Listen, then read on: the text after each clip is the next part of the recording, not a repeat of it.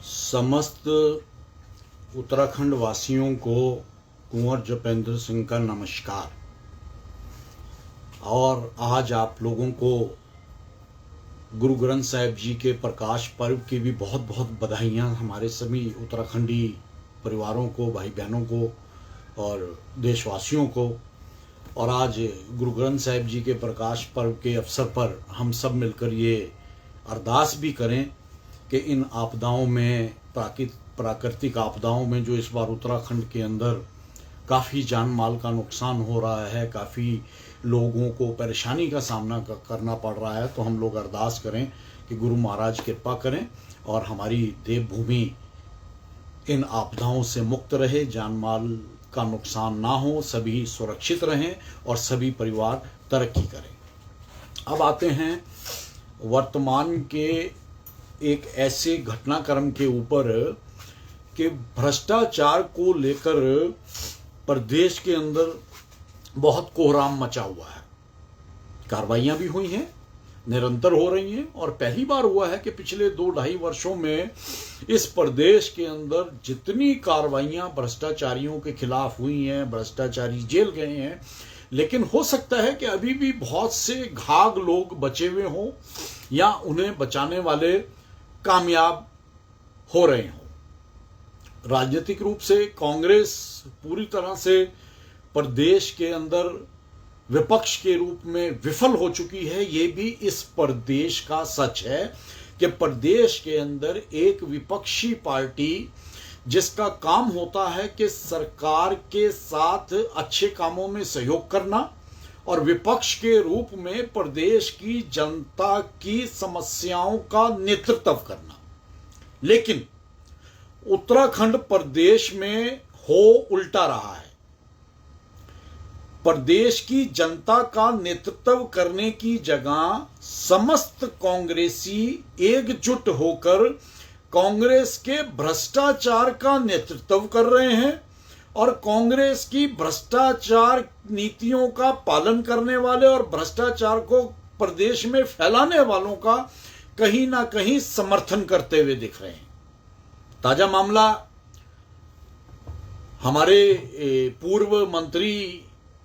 प्रदेश के अंदर प्रदेश की जनता ने, पर्वतीय जनपदों ने, पर्वतीय जनमानस ने उन्हें बहुत प्रेम दिया। 1991 से निरंतर उत्तराखंड बनने से पहले विधायक बनना, मंत्री बनना और अनेकों मंत्रालयों का कार्यभार संभालना, लेकिन उसके साथ साथ छवि क्या बनी? जिस जिस पद पर आप रहे, जहां जहां आपने मंत्रालय संभाले, तो आप पर भ्रष्टाचार के आरोप क्यों लगे? एक तो होते हैं राजनीतिक आरोप कि राजनीतिक आरोप लगे, आपने कहा ये आरोप राजनीति से प्रेरित हैं, लेकिन राजनीति से प्रेरित आरोप आप जब बसपा में थे तब भी लगे, जब आप भाजपा में थे तब भी लगे, जब आप कांग्रेस में थे तब भी लगे। जिन जिन दायित्वों के ऊपर आप रहे, आप पर आरोप लगते रहे और आज आप शेर की तरह दहाड़ने की बात करते हैं कि मैं शेर हूं और मैं जिस दिन तक भारतीय जनता पार्टी की अंतोष्टि नहीं कर देता, माला नहीं पहनूंगा, चैन से नहीं बैठूंगा। क्या मजाक बना रखा है। और उस जो ये वीडियो वायरल हुई है, उस वीडियो में देखा है, उसमें से आधे कांग्रेस के चेहरे वो थे जिनकी राजनीतिक अंतोष्टि इन्हीं महाराज के कारण हुई और इस प्रदेश ने राष्ट्रपति शासन का समय देखा इन्हीं जनाब की वजह से, इस नए नवेले उत्तराखंड में। तो भ्रष्टाचार अपने आप में बहुत एक संजीदा विषय है और इस भ्रष्टाचार के ऊपर हमें लगता है कि उत्तराखंड की जनता को जितना ठगा गया है, देश के अंदर शायद ही कोई ऐसा राज्य हो जहां की जनता ने इतने भ्रष्टाचारियों को सर माथे पे बिठाया हो। हम यहां किसी एक की बात नहीं कर रहे हैं, अनेकों भ्रष्टाचारियों की बात कर रहे हैं, क्योंकि राजनीति में, सार्वजनिक जीवन में अगर आप हैं और आपके ऊपर भ्रष्टाचार के आरोप लगते हैं एक तो होता है आरोप राजनीति से प्रेरित हैं, जो राजनीति से प्रेरित आरोप हो वो 4-6 महीने में वो कोहरा छट जाता है, पता चल जाता है इसमें कुछ नहीं था, ये राजनीति से प्रेरित था। लेकिन जो आरोप राजनीति से प्रेरित नहीं होते, जिनमें वास्तविकता होती है, ठीक है कि आप अपनी पावर का इस्तेमाल करके, सत्ता का इस्तेमाल करके आप अपने आप को बचाने का प्रयास करते हैं, कहीं अधिकारी भी कहीं आपकी मदद कर देते हैं, लेकिन जनता में एक ये परसेप्शन चला जाता है कि भाई फलाना व्यक्ति ईमानदार नहीं है, फलाना अधिकारी ईमानदार नहीं है, फलाना राजनेता ईमानदार नहीं है। तो राजनीति में अगर आप जनता की नज़र में बेईमान मान लिए जाएं या जनता में परसेप्शन चला जाए कि राजनीतिक तौर पर आप वाकई में ही बेईमान हैं और आपका बहुत लंबा राजनीतिक जीवन है, चाहे कोई भी हो, और आपको अनेकों बार अनेकों महत्वपूर्ण पदों पर बैठकर जनता की सेवा करने का मौका मिलता है, लेकिन आपकी छवि एक ना तो एवरेज राजनेता की बनती है, ना ईमानदार राजनेता की बनती है, और आपके बारे में चर्चा होती है कि भाई आप बहुत कमाऊ पूत हैं, और आपके आसपास भी जो दायरा नजर आता है वो कमाऊ पूत का ही है, वो भी सब आपके कमाने वाले ही लोग हैं। तो हमें लगता है कि ऐसे लोगों का राजनीति में आने वाले समय में टिक पाना बहुत मुश्किल है। इस युवा होते उत्तराखंड में, युवा होते भारत में आज 65% के लगभग जो वोटर है वो 18 से 40 वर्ष के बीच का है,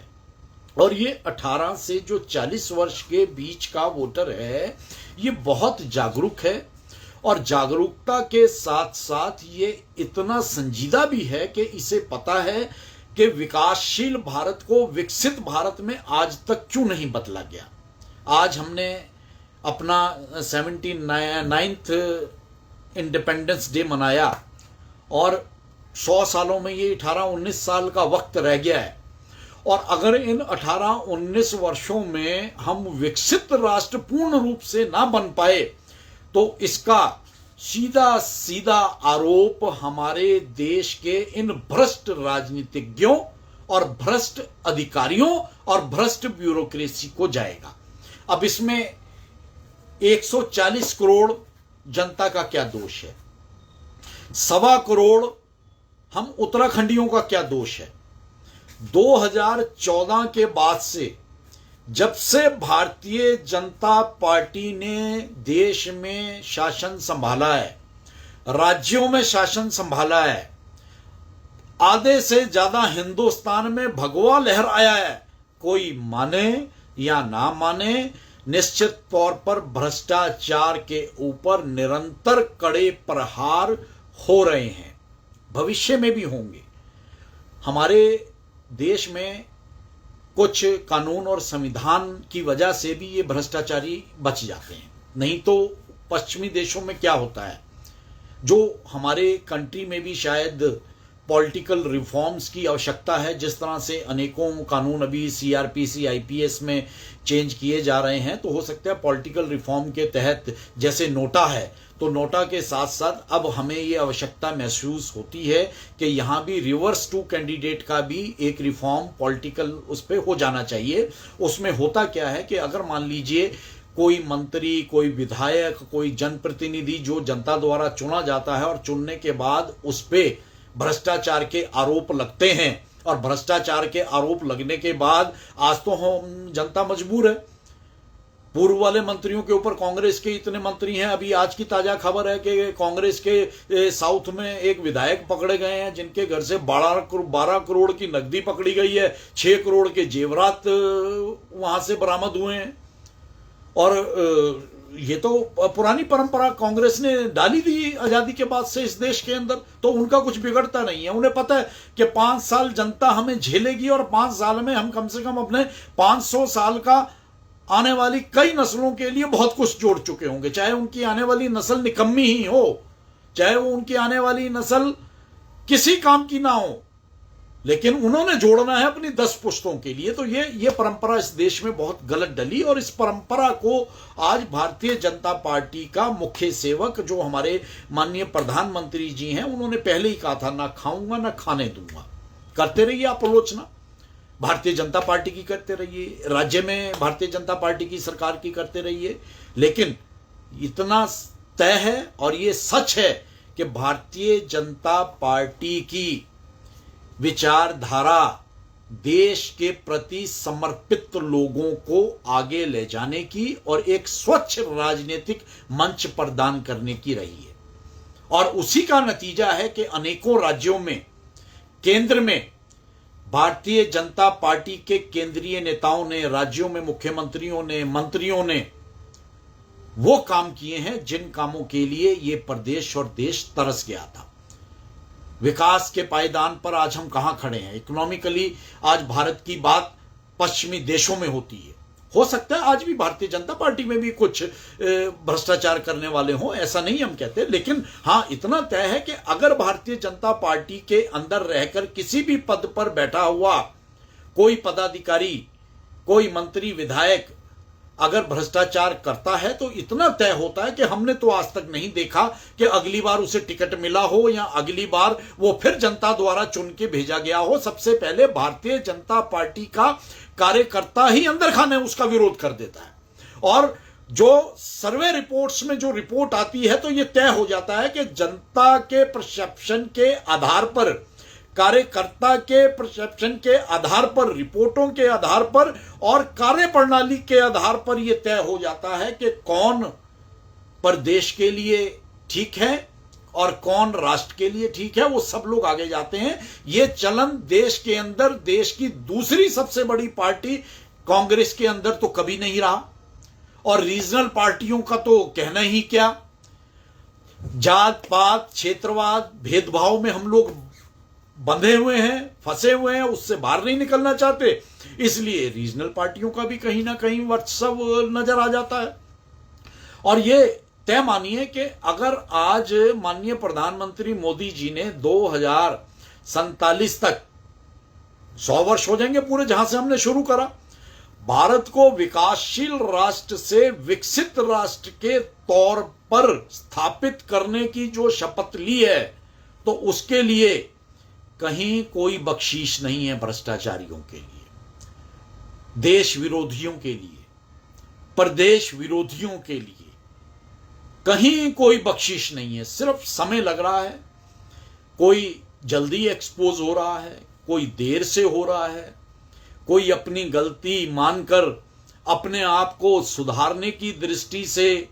अच्छे काम कर रहा है, उसने कान पकड़कर भ्रष्टाचार से तौबा कर ली। ठीक है, जो कहते हैं ना कि अगर सुबह का भूला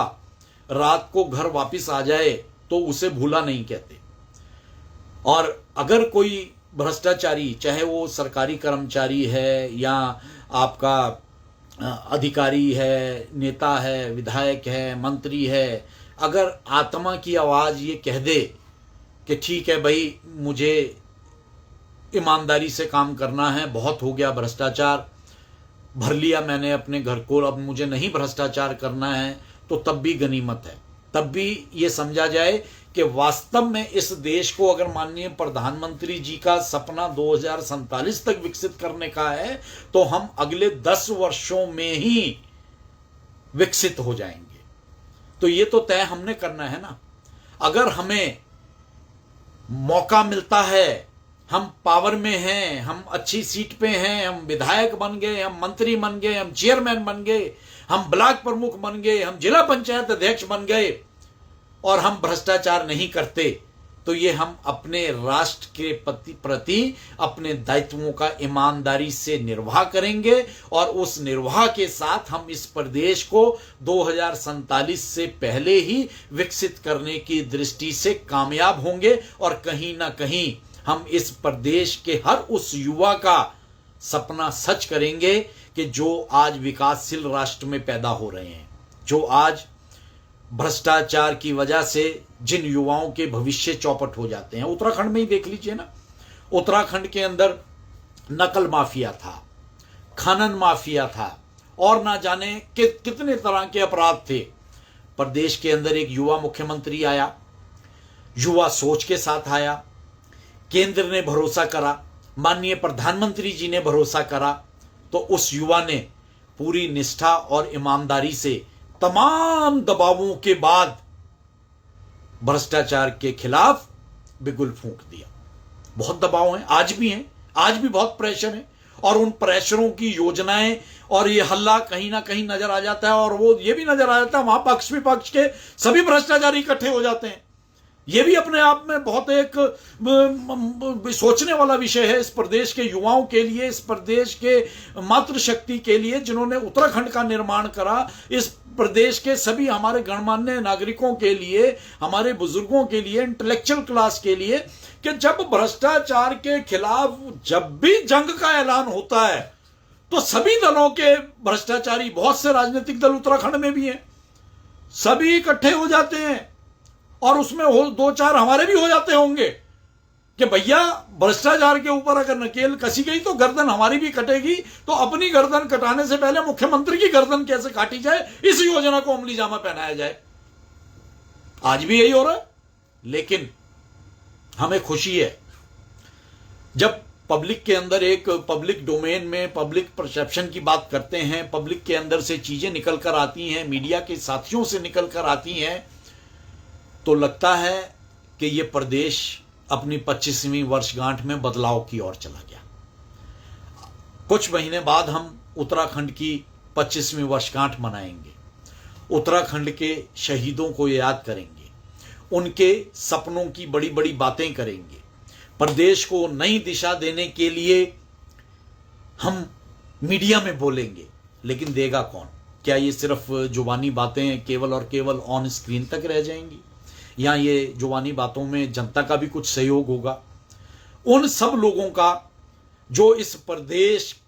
की माटी में जन्मे हैं, हम भी इस प्रदेश की माटी में जन्मे हैं, हमारी जन्मभूमि है, हमारी कर्म भूमि है, और इसीलिए हमने भी प्रण लिया है कि हम जब तक जिंदा रहेंगे भ्रष्टाचार के खिलाफ आवाज उठाते रहेंगे, उठाते रहेंगे, उठाते रहेंगे। भ्रष्टाचारी कितना भी मजबूत हो, कितना ताकतवर हो, लेकिन अगर 1 लाख आवाजें उस भ्रष्टाचारी के खिलाफ उठेंगी तो वो भ्रष्टाचार नेस्तानाबूद हो जाएगा। तो वो 1 लाख आवाजें, हम 1,25,00,000 हैं उत्तराखंड के अंदर, 1,25,00,000 की जनसंख्या के इस प्रदेश में 1 लाख आवाजें भ्रष्टाचार के खिलाफ उठ जाएं तो आप देखिएगा ये प्रदेश भ्रष्टाचार मुक्त हो जाएगा। और क्या फर्क पड़ता है कि अगर भारतीय जनता पार्टी इस प्रदेश को भ्रष्टाचार मुक्त करना चाहती है? क्या फर्क पड़ता है कि भारतीय जनता पार्टी का युवा मुख्यमंत्री इस प्रदेश की युवाओं में एक उम्मीद जगा रहा है और इस प्रदेश को जीरो टॉलरेंस की नीति पर अपने देश के मुख्य सेवक माननीय प्रधानमंत्री मोदी जी की नीति के अनुसार ना खाऊंगा ना खाने दूं के तहत योजनाओं के ऊपर काम कर रहा है? रोज प्रहारों का भी शिकार होता है लेकिन रोज फिर मैदान में काम करता है। तो ये 1 लाख लोगों की आवश्यकता है इस 1.25 करोड़ आबादी के एक देश में, प्रदेश में, उत्तराखंड में, कि हम 1 लाख लोग भ्रष्टाचार के खिलाफ सजग हो जाएं। और प्रदेश के अंदर सरकार तो कोई ना कोई रहेगी ना, भारतीय जनता पार्टी की है, भारतीय जनता पार्टी की रहे। लेकिन हां, एक बहुत महत्वपूर्ण तथ्य है, हमारा यहां अपने यूकेडी के भाइयों से भी एक बहुत महत्वपूर्ण चर्चा है कि देखिए, कांग्रेस इस प्रदेश में विपक्ष के रूप में फेल हो चुकी है। कांग्रेस, क्योंकि कांग्रेस के अंदर भ्रष्टाचार को लेके, भ्रष्टाचारियों को लेके, नीतियों को लेके, कांग्रेस की रवायत को लेके हम और आप ये उम्मीद नहीं जगा सकते या ये उम्मीद पाल भी नहीं सकते कि कांग्रेस इस प्रदेश के अंदर एक अच्छे विपक्षी दल के रूप में कभी भविष्य में अब कामयाब होगी। तो अब मौका यूकेडी के पास है। यूकेडी वालों का भी, हमारा भाई बहनों का पर्वतीय जनपदों में सबका दर्द है ना कि भाई प्रादेशिक दल हमारा कहां है, तो मोर्चा संभाल लीजिए, कांग्रेस की जगह ले लीजिए। आज जनता को एक अच्छा विपक्षी दल चाहिए और भारतीय जनता पार्टी को, हमें भी एक अच्छा विपक्षी दल चाहिए। हमें भी एक ऐसा विपक्षी दल अच्छा चाहिए कि जो सरकार की नीतियों के साथ खड़ा होकर और हमारी खामियों की ओर हमारी हो सकता है कभी कोई योजना बनती है, अधिकारी बनाते हैं, सब जनप्रतिनिधि बनाते हैं, हो सकता है कि वो योजना 90% अच्छी बने, 10% उसमें खामी रह जाए। अगर हमारा प्रदेश के अंदर विपक्षी दल अच्छा है तो वो उस 10% या 15% की जो खामी रह गई है उसे ठीक करा देगा। लेकिन अगर विपक्षी दल भ्रष्टाचार में लिप्त है, विपक्षी दल के चेहरे सिवाय भ्रष्टाचार के सीट पर बैठने के बाद कुछ करते ही नहीं है,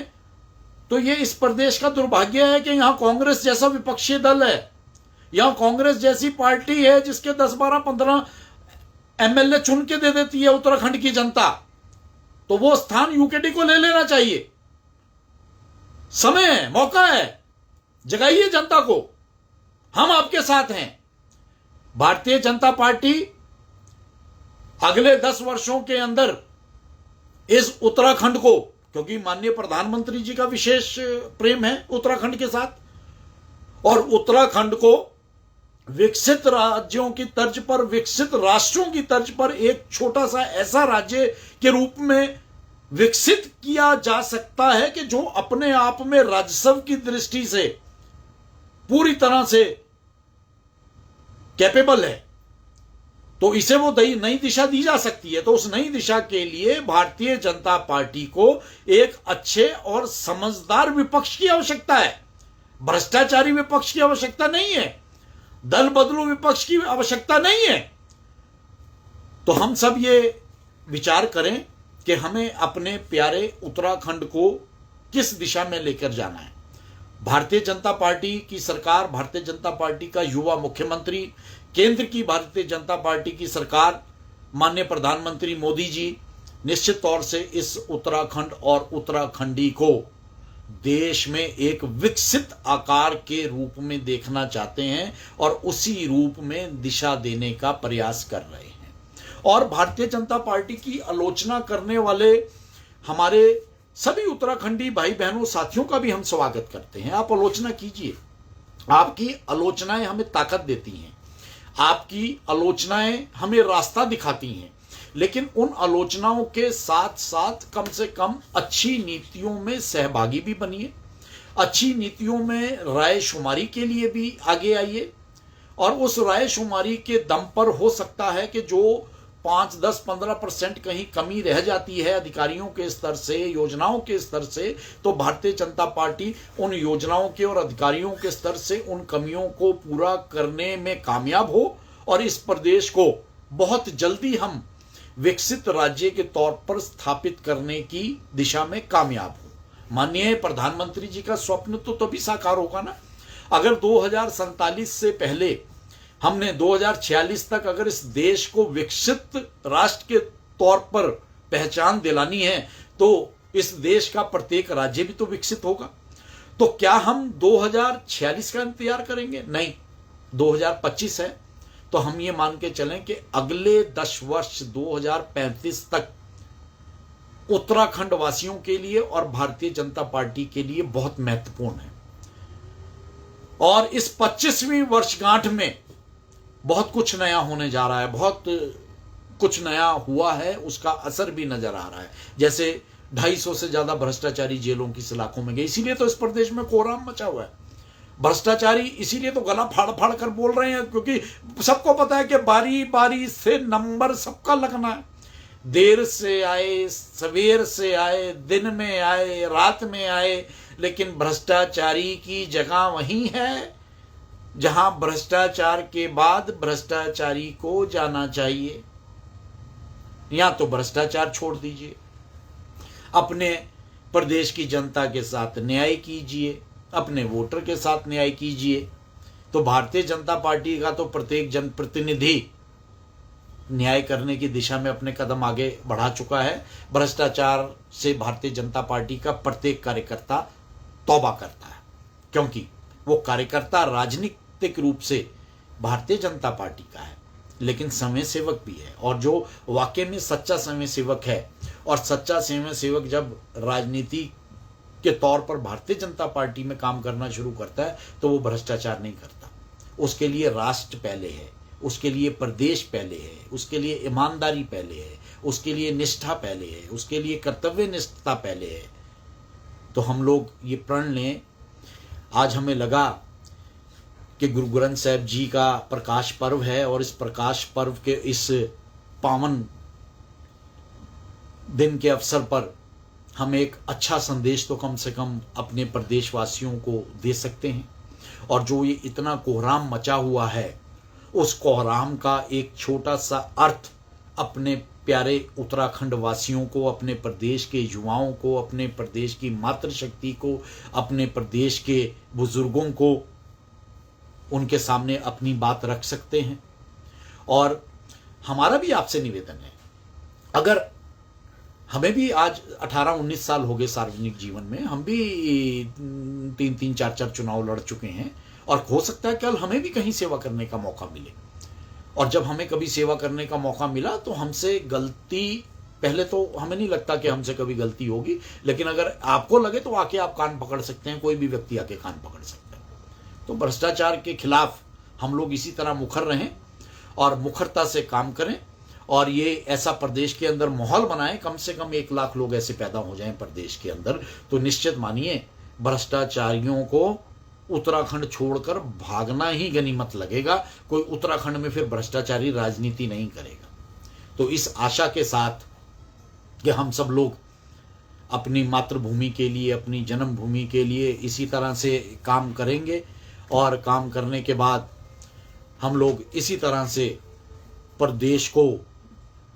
आगे ले जाने में जो भारतीय जनता पार्टी की वर्तमान नीतियां और रीतियां बन रही हैं, उनके ऊपर काम हो रहा है, तो हम उन्हीं रीतियों और नीतियों के अनुसार अपने प्रदेश को आगे ले जाएंगे। हमारा प्रदेश जितनी जल्दी विकसित होगा, उतनी जल्दी भारत को विकसित होने में प्रत्येक उत्तराखंडवासी अपनी भूमिका को पूरी तरह से निभाएगा। तो हमें 2046 तक का इंतजार नहीं करना है, हमें आने वाले 10 वर्षों के अंदर ही इस उत्तराखंड की तस्वीर बदलनी है। और यकीन मानिए, भारतीय जनता पार्टी के कार्यकर्ता होने की हैसियत से हम आपको ये यकीन दिलाते हैं कि भारतीय जनता पार्टी का प्रत्येक कार्यकर्ता भ्रष्टाचार के खिलाफ है, हमेशा रहेगा। और जो भ्रष्टाचार के खिलाफ नहीं है वो भारतीय जनता पार्टी का तो कम से कम कार्यकर्ता नहीं हो सकता, क्योंकि अन्य दलों में इस तरह के कार्यकर्ता भी हो सकते हैं, लेकिन भारतीय जनता पार्टी में केवल और केवल भ्रष्टाचार का विरोध करने वाला कार्यकर्ता है। और भ्रष्टाचार का विरोध करने वाला कार्यकर्ता ही भ्रष्टाचार को खत्म करने वाले नेताओं को पैदा करता है। धन्यवाद। जय उत्तराखंड, जय भारत।